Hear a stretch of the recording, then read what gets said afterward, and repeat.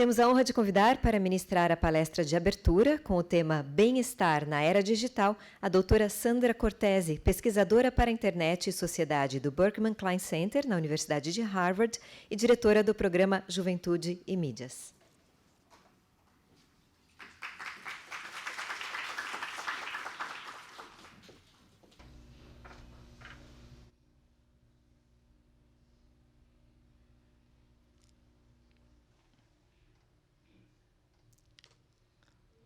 Bom dia. É um prazer estar aqui. Meu nome é Sandra Cortese e eu agradeço a todos pelo convite, especialmente ao Tiago e ao Rodrigo, que não pouparam esforços para que eu chegasse aqui com tantos atrasos de voos, etc.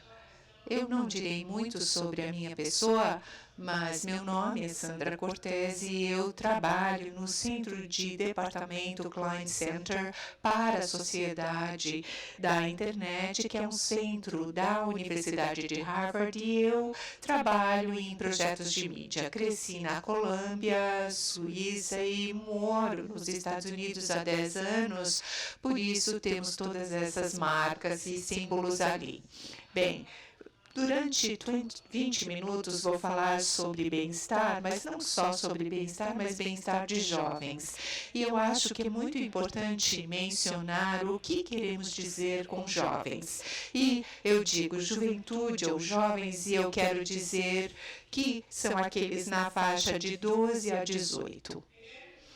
E o tópico Juventude e Bem-Estar em 2020, o que isso quer dizer?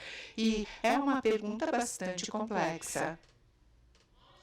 Honestamente, quando recebi esse tópico que foi atribuído a mim, tive uma reunião comunitária no meu escritório, cerca de 6 pessoas, e disseram, bem, eu tenho esse convite para participar de um evento em São Paulo, falar sobre jovens e bem-estar, o que deveria abordar? As pessoas, as 6, disseram imediatamente, bem, é um tópico muito grande, eu tenho uma ideia, não é, de que essas pessoas teriam 6 diferentes percepções do que significaria esse bem-estar. E certamente foi útil que isso foi apenas o início do processo. Comecei a fazer pesquisa adicional sobre bem-estar, estruturas existentes e outros conceitos, e o que significava esse bem-estar, e coloquei isso no contexto de jovens e também na era digital. Avaliei e encontrei 2 frameworks que eu gostei especificamente, mas um é da Unicef, e eu menciono porque não há tantos frameworks que abordem o bem-estar, especialmente no contexto dos jovens, o que era o meu tópico de hoje. E também o outro é um framework europeu, que é esse que fala sobre qualidade de vida, e incluiu porque ele era uma abordagem bastante holística, bem abrangente, e eu sei que hoje o foco principalmente é segurança, mas para mim, pelo menos, pareceu importante pensar sobre o bem-estar num contexto mais amplo, além de ser apenas segurança. E eu peguei esse framework como um guia para essa discussão, mas esse framework foi desenvolvido para adultos, e eu tentei traduzir o que poderia ser isso para jovens.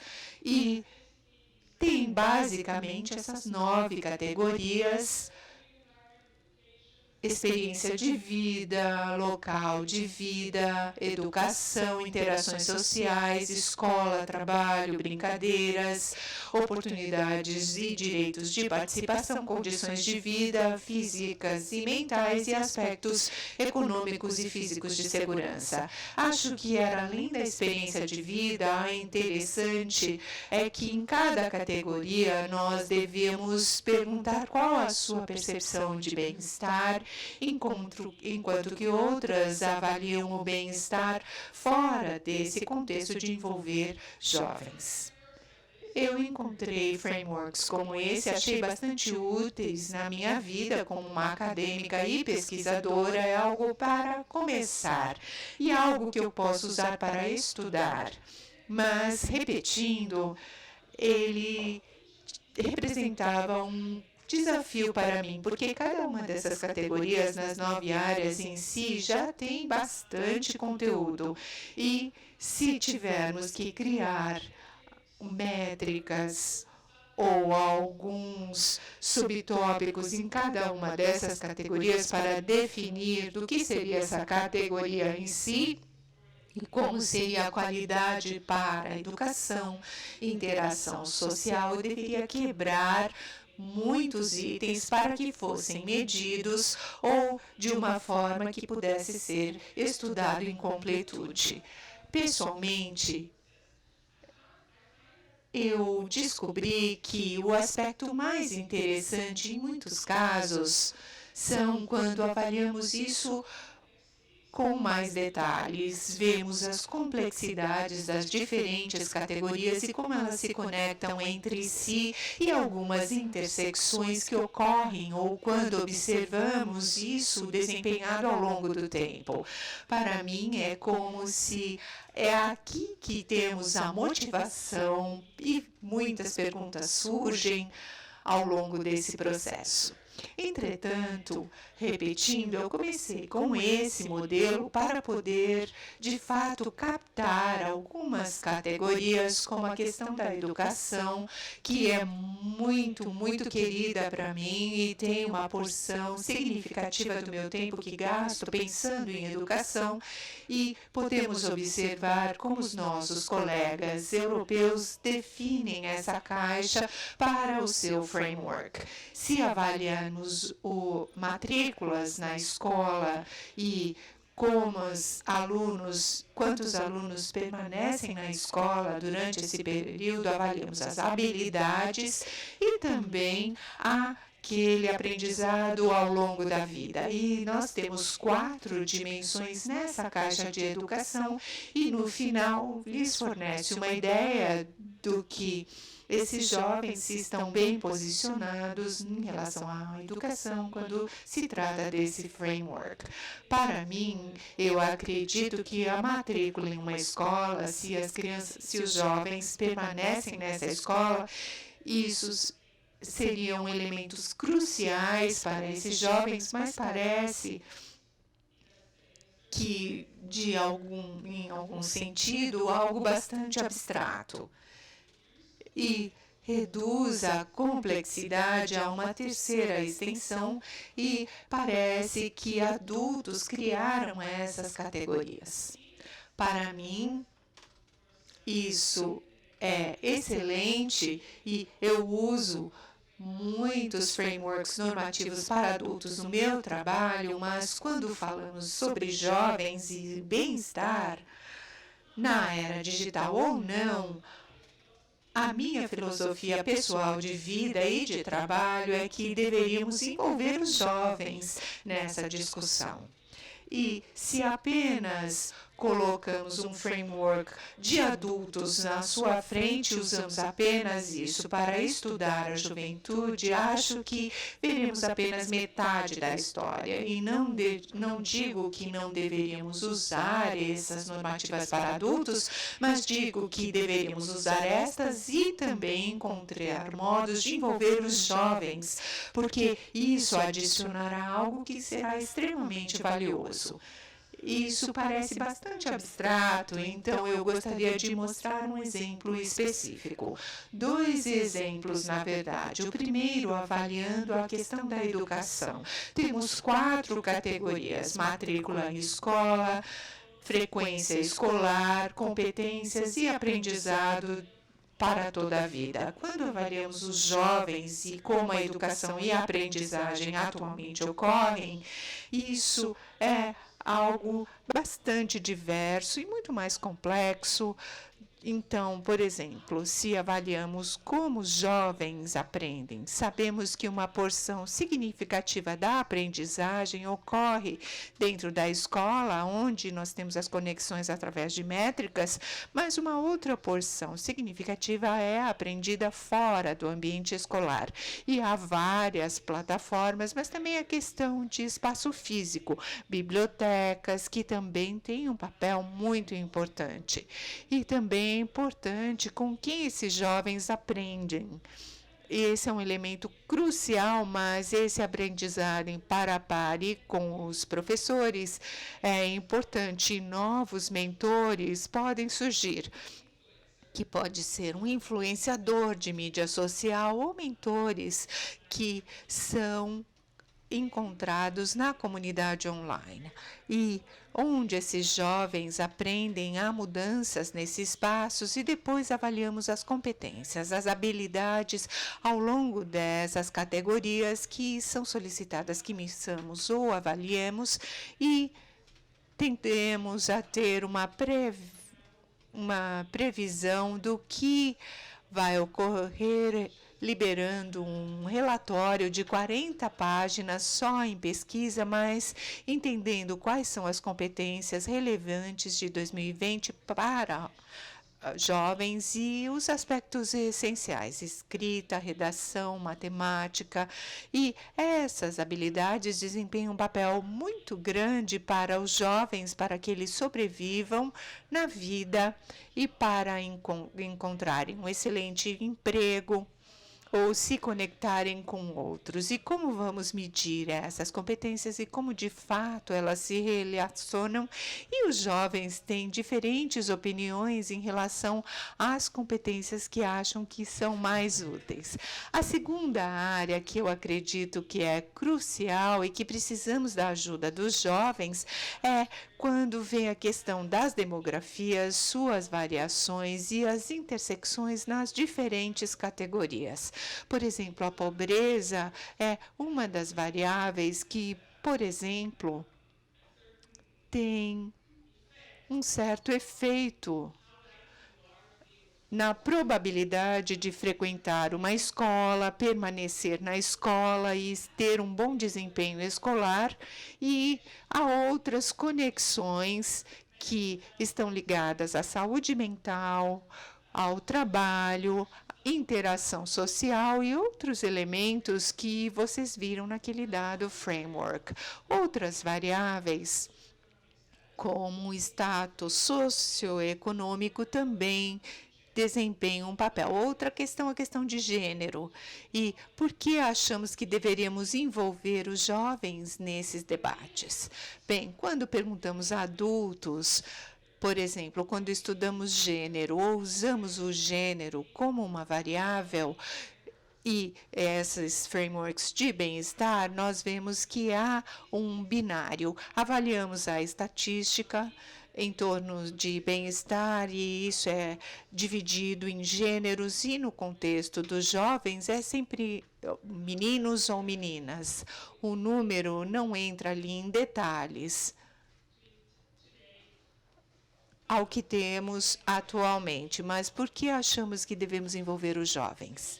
Bem, especialmente nos Estados Unidos, mas observo isso emergendo também na Europa, a identidade de gênero, ela está em fluxo e está em mudança. Como os jovens têm essa percepção de identidade de gênero muda, não há mais a percepção, especialmente pelos jovens, como algo que seja binário. Nós, como adultos, não incluímos esse fato nas nossas próprias medições, nos nossos frameworks e nas nossas próprias análises de bem-estar. E eu acredito que isso potencialmente não é, em primeiro lugar, inclusivo, e, em segundo lugar, dificulta ainda mais incluí-los alguém que já está vulnerável e já não se identifica com esse binário, e aceitar as pessoas que queremos alcançar e fazer com que elas se sintam de fato bem e tenham bem-estar. E sem a perspectiva dos jovens, a nossa captação de bem-estar não seria tão abrangente ou tão boa quanto pudesse ser. Agora, repetindo, esses frameworks são úteis, são bastante úteis para começar, mas a minha principal mensagem para hoje é que devemos tentar com mais afinco, envolvendo os jovens em debates, estudos no nosso trabalho de diferentes formas e não gerar tanta teoria, mas eu gostaria de mostrar-lhes 3 formas de como podemos inspirá-los para fazer isso quando saírem dessa sala ou quando retornarem ao seu trabalho. A primeira seria algo que eu prezo muito, que seria um projeto de mídia, e é o que chamamos de Laboratório da Juventude no nosso centro, em Berkman Klein, e cria espaços físicos num centro acadêmico como o nosso, mas também poderia ser dentro de uma empresa, uma organização não governamental, e idealmente as pessoas frequentariam ali com frequência para lidar com os tópicos com os quais estamos estudando. No intervalo do café, podemos explicar quais são as opções que funcionam, mas isso geralmente seria o meu dia. Eu não estou ali num palco vestida de forma diferente, mas abraçando a criatividade e a energia dos jovens para engajá-los do modo que seja adequado para eles, e isso após as 3h30, e a outra era antes das 3h30, a outra foto com os métodos de mídia, ou algo que podem chamar, em que chamamos ali uma pesquisa participatória. Nós estudamos os jovens e também os envolvemos em cada etapa do processo. Eles me ajudam a escolher o tópico que estudamos no nosso escritório, definem a metodologia, vão comigo para o campo, análise de dados, redação de relatórios e comunicação. Eu os encorajo e acho que isso é muito mais interessante e motivador no estudo com jovens do que apenas observá-los de fora.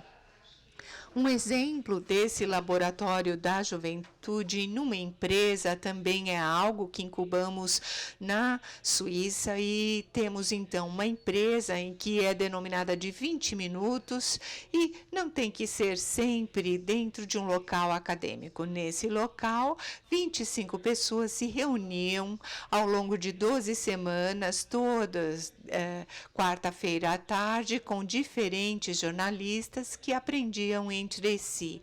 Então, aprendizado adequado entre jovens e adultos. Esse é mais pesquisa. Se isso também é interessante, aqui temos recursos que podem avaliar no caso de pesquisa. O segundo modo, eu realmente encorajo a todos a explorar, porque, apesar de ser muito trabalhoso, é também bem divertido. Seria trabalhar com os jovens e convidá-los a serem co-designers juntamente com vocês. Eu acredito que muitos de vocês produzem material, assim como eu. Eu produzo conteúdo educacional para as escolas.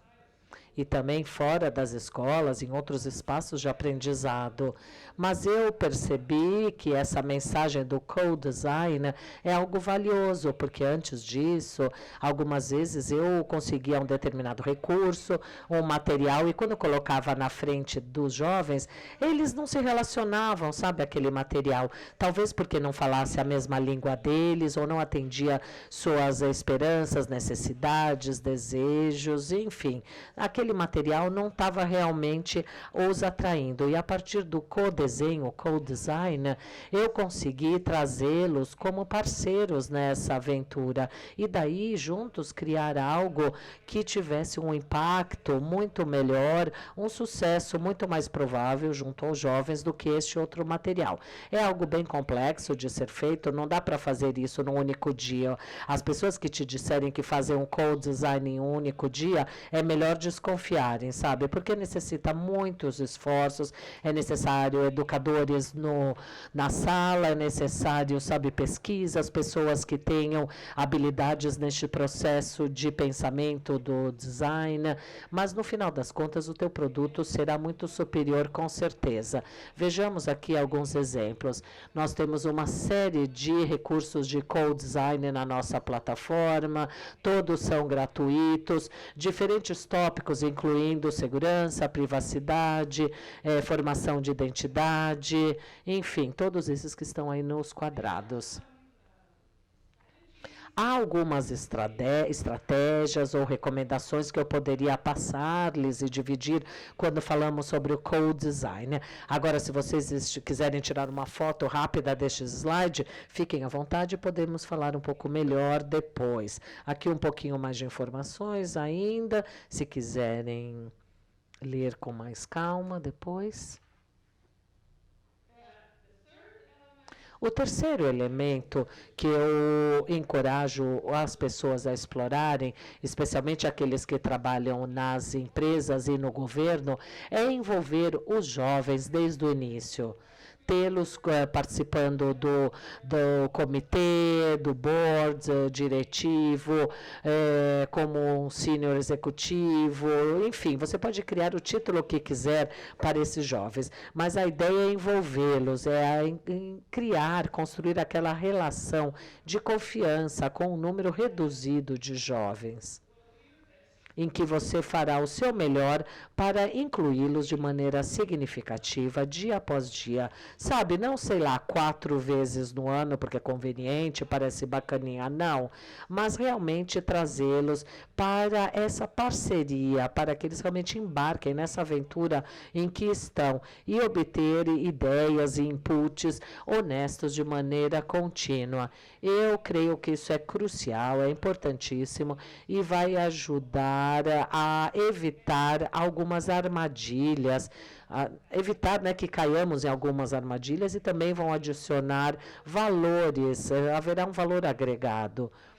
Eu não estou dizendo que os jovens sempre vão ter uma resposta para tudo, mas podem ser ótimos parceiros. De repente, vocês vão estar lutando com questões complicadas, complexas, ou talvez que não haja as melhores respostas para tal questão, e dessa forma você pode co-criar e debater a respeito dessas questões junto com este grupo maior. Aqui, mais alguns websites para sua leitura adicional.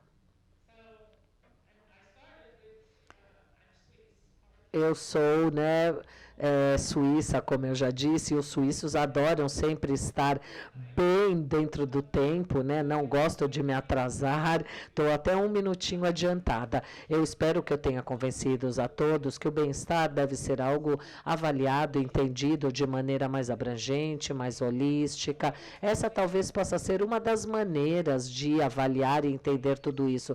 E eu estou curiosa em saber durante o dia como vocês aqui no Brasil entendem o bem-estar, quais são as variáveis que estão interessados em trabalhar e estudar.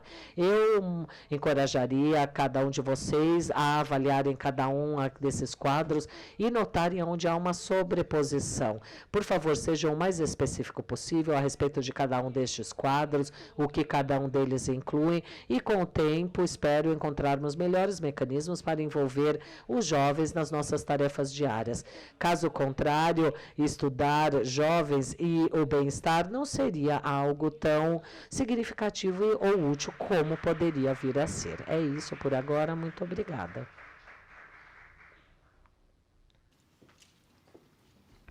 Bom, agradecemos pela apresentação e abrimos agora, então, para as perguntas à palestrante. Quem preferir pode fazê-las por escrito e entregar para as recepcionistas que estão nas laterais do auditório. Lembramos que os participantes remotos podem enviar suas perguntas pelo chat do YouTube, do NICBR, ou pelas redes sociais com a hashtag InternetMaisPositiva.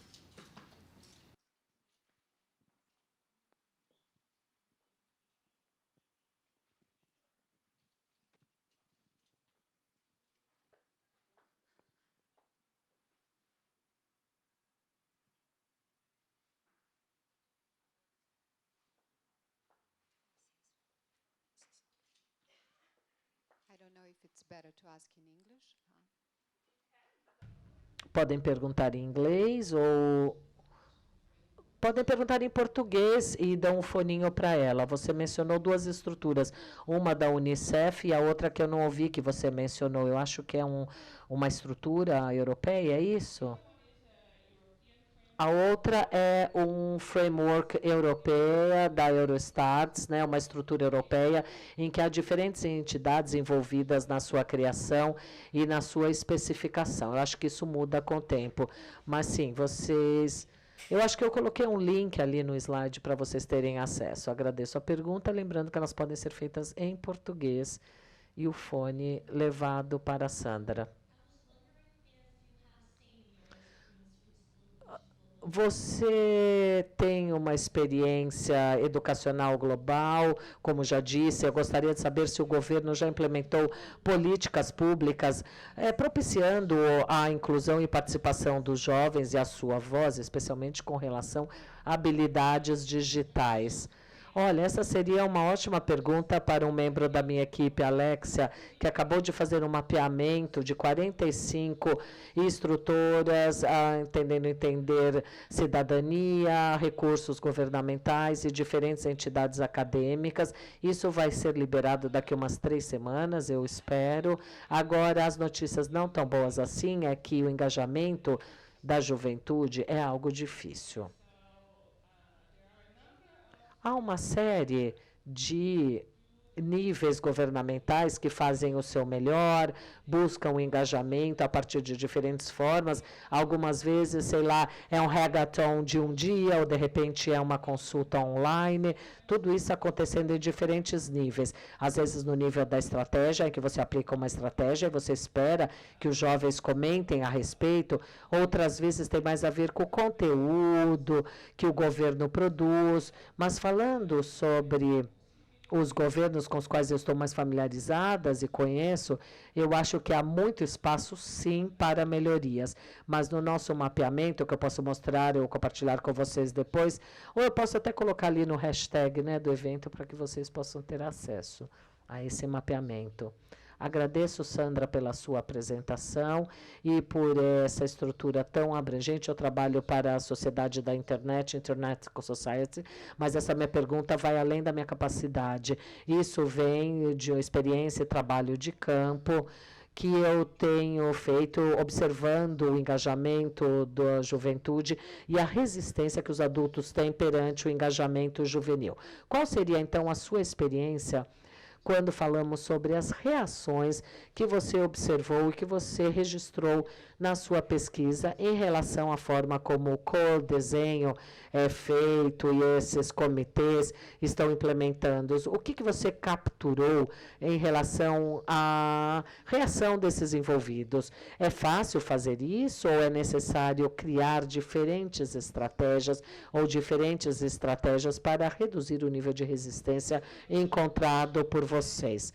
Essa também é uma outra pergunta muito boa e para iniciar respondendo, vale a pena dizer que a perspectiva dos jovens será uma perspectiva nessa mescla aí. Se você for fazer engajamento juvenil numa escola, por exemplo, é necessário convencer os educadores que a opinião deles é tão valiosa quanto a perspectiva dos jovens. E há uma série de outras entidades que também terão uma perspectiva muito valiosa a agregarem. Não trata-se apenas de uma entidade estar certa e a outra errada, o que normalmente reduz a ansiedade, porque as pessoas dizem o quê? Você vai envolver os jovens e agora os jovenzinhos vão me dizer o que fazer ou como fazer as coisas. Peraí, eles não têm a minha experiência, blá, blá, blá. Mas não é assim. Daí eu devo dizer que, felizmente, eu trabalho com pessoas que realmente querem intensificar o engajamento juvenil. Talvez em alguns ambientes haja um pouco de resistência, mas uma vez que a gente consegue fazer a coisa acontecer, no final é pouco convencimento, sabe? Não precisa convencer tanto que o produto final foi melhor. Em 90% dos casos o processo foi bem melhor, teve mais intensidade de trabalho, eu concordo, foi mais caótico também, exigiu diferentes habilidades dos adultos, para que eles pudessem acompanhar? Talvez, mas essa é a única maneira de seguir. Na verdade, essa é a minha filosofia de vida, de mundo. Se possível, facilitar isso. Se você trabalha num contexto juvenil, melhor ainda. Agora, se você trabalha num contexto menos juvenil, eu posso entender que a perspectiva dos jovens não sejam tão valiosas assim. Mas o nosso diretor executivo, ele acabou de escrever na revista, na publicação Wire, por que devemos envolver as pessoas quando falamos sobre inteligência artificial. Com isso, criamos um grande debate. Vejam os comentários. Há uma certa resistência aí nos comentários, eu diria. A partir de algumas comunidades mostram mais resistência do que outras.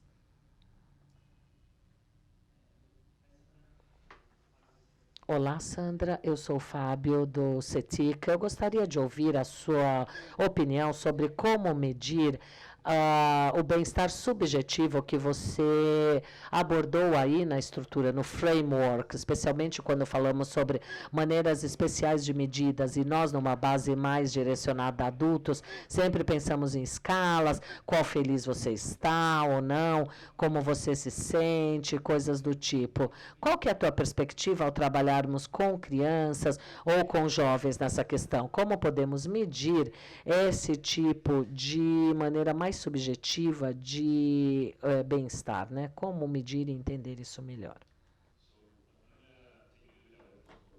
Eu vou sair um pouquinho, né, desse escopo de pesquisa, porque eu sei que a senhora foca mais em jovens entre 12 e 19 anos de idade. Então, minha pergunta é, o que torna essa parte da população tão particular para que leve realmente a uma pesquisa de bem-estar? Eu conheço jovens, não é, que são usuários pesados da tecnologia. E como que o bem-estar seria desenhado para este setor, esse segmento da população? Olá, Sandra. Como que a senhora vê a correlação em usar Facebook, Instagram e WhatsApp perante toda a ansiedade que isso pode gerar, doenças mentais, distúrbios mentais, todas essas coisas que estão relacionadas com esses 3 aplicativos, né, no uso exagerado desses aplicativos? Há uma série de estudos a respeito, e qual é a sua opinião sobre isto? Eu vou começar a responder as perguntas. Vamos ver se eu estou bem de memória aqui, vou conseguir responder às suas perguntas. Bem, vocês são mais especialistas do que eu, mas geramos um número de métodos e eu acredito que poderiam ser métodos e medidas qualitativas e quantitativas, que eu pessoalmente tenho mais entusiasmo pelos métodos qualitativos, incluindo grupos de discussão, em que há uma forma mais participativa de engajamento, mas podemos ir além de só escrever, ler, ou métodos de redação, leitura ou discurso. E nos meus slides nós temos bastantes aspectos visuais, porque há 4 membros na minha equipe que trabalham muito com ilustrações e questões complexas de estudo. Então, quando falamos sobre trabalhar no espaço digital, o que desenharia? Como seria a aparência disso hoje, no futuro? Então, fazemos um exercício de combinação, e eu ainda não descobri além desse aspecto, mas também estou curiosa para saber a sua opinião no intervalo. Em relação à sua pergunta, por que esta população específica? Eu acho que esse coorte de jovens também estão na vanguarda de algumas tecnologias e algumas plataformas, e explorando isso o máximo possível. E essa é uma das áreas nas quais eu trabalho, avaliando o futuro do trabalho. É um tópico de adultos, há muitos relatórios que envolvem adultos, mas se falarmos com jovens sobre o trabalho, é bastante interessante entender a sua visão. Avaliamos, por exemplo, interação entre algo que fazemos para nos divertirmos e quanto isso se torna como um trabalho. Então, começamos carregando uma foto no Instagram ou no YouTube e depois você melhora essa habilidade, cria uma comunidade e carrega 10, 20 vídeos, etc. E alguns podem se transformar aquilo que, como adultos, dizemos que funciona. Você pode gerar dinheiro ou não, mas é o engajamento com jovens sobre esses tópicos o que pode abrir a nossa perspectiva do que seria esse trabalho futuro. O mesmo ocorre com questões ambientais, os jovens que estão na vanguarda de muitos desses debates, questão de gênero. Tudo é possível, todos acham que é um tópico adulto que também é valioso adicionar. E nós temos também a questão de design e alguns tópicos mais fortes nessa área, mas a evidência não apoia isso, que a mídia social seria a causa de ansiedade, efeitos negativos sobre o bem-estar. Pessoalmente, eu avalio os mesmos debates em relação a jogos eletrônicos e também eventos que de fato ocorrem, ou aquilo que está subjacente, ou que é o pano de fundo e que potencialmente pode gerar ansiedade, frustração, raiva. E eu acho que deveríamos avaliar mais a causa do que a ferramenta ou a plataforma em si. E também quando pensamos sobre o que fazer sobre isso, isso poderia ser uma resposta que é bem diferente daquilo que de fato ocorre. Os jovens e a ansiedade dos jovens em mídia social, a resposta poderia ser despender tempo sem mídia social, em outras atividades, mas a resposta também poderia ser encontrar diferentes comunidades online, ou algo online que seja mais significativo, ou uma estrutura de apoio online que possa ser mais útil. Eu acho que há essa tendência dos dois lados atualmente, na minha opinião. Muito obrigado. Eu acho que temos aqui um longo intervalo para o café e esperamos que possamos, então, dialogar durante esse intervalo. Muito obrigado.